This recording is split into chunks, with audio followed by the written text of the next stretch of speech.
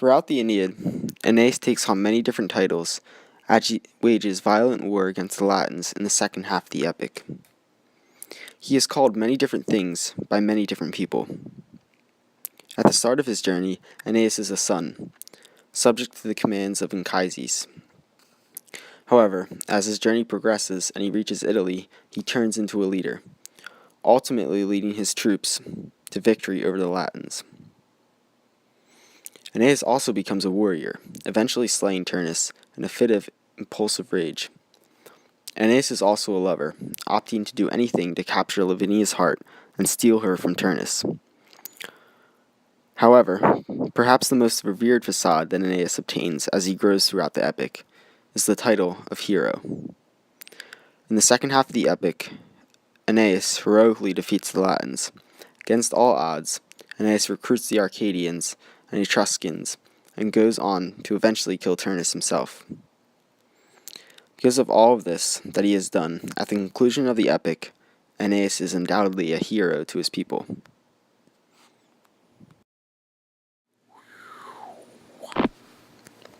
We've been reading the Aeneid for the entire year, and we're finally finished. But 12 translations and 24 quizzes later, how well do we really understand the epic? Let's take a look at the main hero of the epic, Aeneas himself. As we discussed before, Aeneas really wasn't the hero the Trojans needed in the first 6 books of the epic.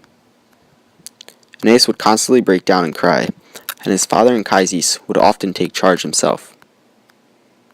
From Book 7 to Book 12, we finally see Aeneas as a hero. But before we get into that, we have to take a look at the definition of a hero. The textbook definition of a hero is a person who is admired or idolized for courage, outstanding achievements, or noble qualities. The definition of a hero during Roman times in ancient Greek and Roman literature, which of course includes the Aeneid, is: he is royal of birth, half mortal, half god. He must perform extraordinary feats. He is a noble character, which is close to perfectly ideal. And he is a suffering character, physically and mentally. The hero fights for honor. One definition of a hero leans toward the modern definition: a person who accomplishes noble or great feats for a good cause, especially for a cause that benefits others. Next, we must look at who declares someone a hero. Is it a popularity contest? Is someone only a hero to peoples whom actions benefit? A simple answer to these questions would be no. Heroes in time of ancient Rome were often regarded by heroes from many different perspectives, even opposing ones. Examples of this would be the warriors Camilla and Achilles. Both were powerful warriors and formidable enemies of the Trojans. However, the Trojans still feared these warriors and held them in high esteem. Therefore, it is pretty safe to say that judgments on who was deemed a hero was fairly unbiased. So in fact, Aeneas would be regarded as a hero from multiple perspectives. So now that we have that out of the way, let's focus more specifically on Aeneas himself. We know that Aeneas is in fact a hero. He grows into a hero after the first 6 books of the epic, and at one point, Juno, queen of the gods, admits defeat to Aeneas. Once the Trojans reach Italy, Juno realizes that she can't stop them from founding New Troy. She can't change their fate. The best she can do now is simply delay the inevitable. This is actually an extremely significant part of the epic. Aeneas has just essentially defeated a powerful goddess. This is not something that any mortal can do. Aeneas is a true hero. However, this raises another question. Keeping in mind that our definition of a hero is a person who accomplishes noble or great feats for a good cause, especially for a cause that benefits others, would Aeneas still be considered a hero today? In our modern society, heroism is also associated with nonviolent deeds as well. People who wage nonviolent wars, or such as those involved in social reforms, are often revered as heroes, so clearly the focus on heroism has shifted. On the other hand, men and women of armed forces, or essentially warriors, are still regarded as heroes. There are many honors and medals that a person can receive for their service in the armed forces. Despite having a shift on the focus of heroism, war heroes still exist today and are rightfully viewed as heroes for their selfless and noble deeds in battle. So yes, Aeneas would still today be regarded as a hero. He went through a difficult journey in order to build a home for his people. His entire journey was selfless since he was following the will of the gods. Aeneas wasn't even doing this for personal gain. He was only able to rule for a few short years after his victory before dying of natural causes, leaving Aeneas to rule.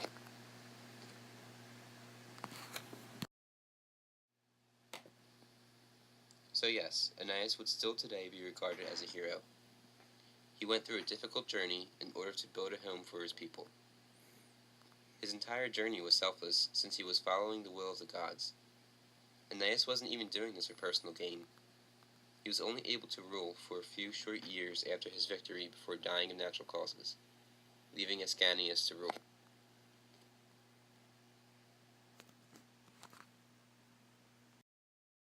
Now that we've established that Aeneas is in fact a hero, another question comes to mind. Does Aeneas ever slip from the role of a hero? Aeneas is a demigod, so half mortal, half divine. Could this also mean that Aeneas is semi-barbaric? After the death of Pallas, Aeneas goes on a rampage and mercilessly kills anyone who isn't on his side for a short period of time. This clearly is the worst part of Aeneas. Aeneas becomes so consumed by grief for a short period of time. There also is a positive side to this. Aeneas' actions greatly boosted the morale of the Trojan army and their allies, giving them the will to carry on.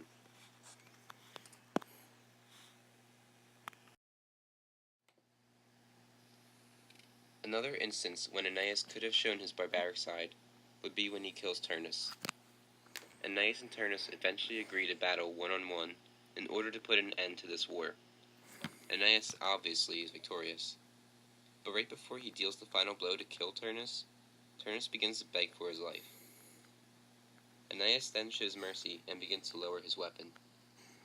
He has decided to spare Turnus. Unfortunately for Turnus, he is still wearing the sword belt that he took from Pallas after killing him. Aeneas sees the sword belt and remembers his anger and grief at the death of Pallas, and the fact that Turnus didn't show Pallas any mercy himself. Aeneas, in this anger, kills Turnus, and the epic ends there. It can be argued that Aeneas showed a lack of mercy for slipping from the role of a hero. However, the fact that Aeneas actually considered sparing Turnus, the man that killed so many Trojans and their allies, including Pallas, showed nobility on Aeneas' part. Furthermore, the agreement for this one-on-one duel was a fight to the death in the first place, so Aeneas is under no obligation to spare Turnus. After everything Turnus has done, he didn't really deserve any mercy from Aeneas.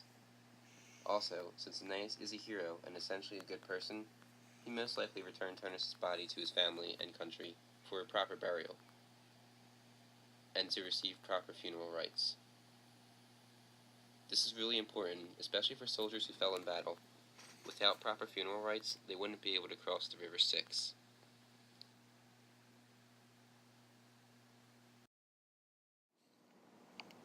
In the second half of the epic, Juno eventually realizes that she will have to give up her attempt to keep the Trojans from Italy.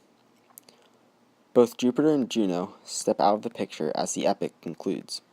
Aeneas is considered a godlike war hero to his people. However, Aeneas recruits two major allies to help him in battle.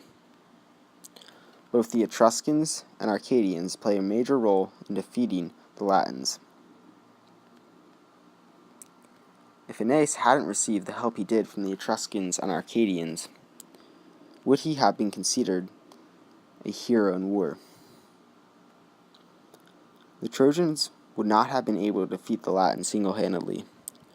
Although the allies play a major role in helping Aeneas defeat the Latins, Aeneas was the person who recruited them in the first place, so in that respect, he can still be considered a hero.